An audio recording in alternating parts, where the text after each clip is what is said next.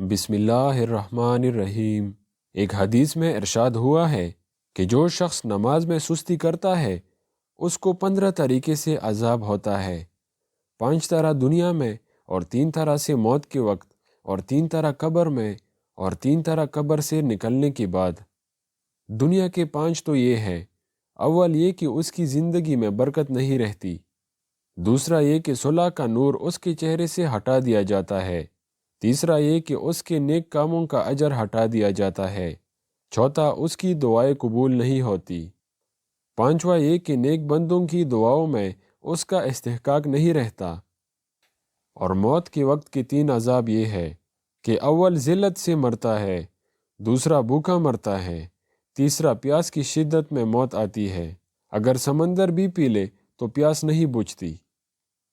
قبر کے 3 عذاب یہ ہے: اول اس پر قبر اتنی تنگ ہو جاتی ہے کہ پسلیاں ایک دوسری میں گھس جاتی ہے، دوسرا قبر میں آگ جلا دی جاتی ہے، تیسرا قبر میں ایک سانپ اس پر ایسی شکل کا مسلط ہوتا ہے جس کی آنکھیں آگ کی ہوتی ہے اور ناخن لوہے کے، اتنے لمبے کہ ایک دن پورا چل کر اس کی ختم تک پہنچا جائے۔ اس کی آواز بجلی کی کڑک کی طرح ہوتی ہے۔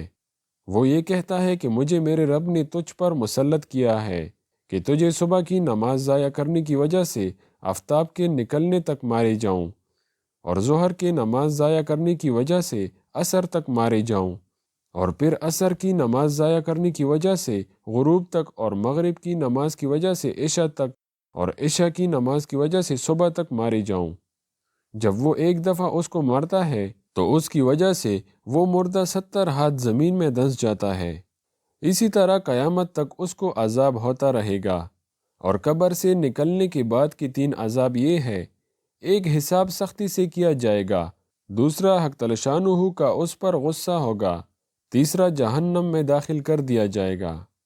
یہ کل میزان 14 ہوئی، ممکن ہے کہ 15 بھول سے رہ گیا ہو، اور ایک روایت میں یہ بھی ہے کہ اس کے چہرے پر 3 سطریں لکھی ہوئی ہوتی ہے۔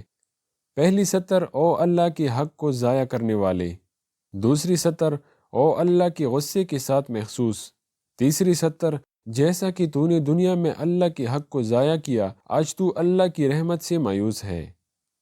بھائیو، یہ تھی 15 عذاب جو بے نمازیوں کو ملے گا، لہٰذا ہمیں 5 وقت کی نماز کا اہتمام کرنا چاہیے۔ اللہ تعالی ہم سب کو 5 وقت کی نماز بجماعت ادا کرنے کی توفیق عطا فرمائے، آمین۔ انشاءاللہ ویڈیو آپ لوگوں کو پسند آئی ہوگی۔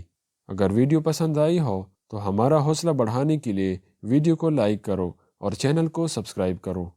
اللہ حافظ۔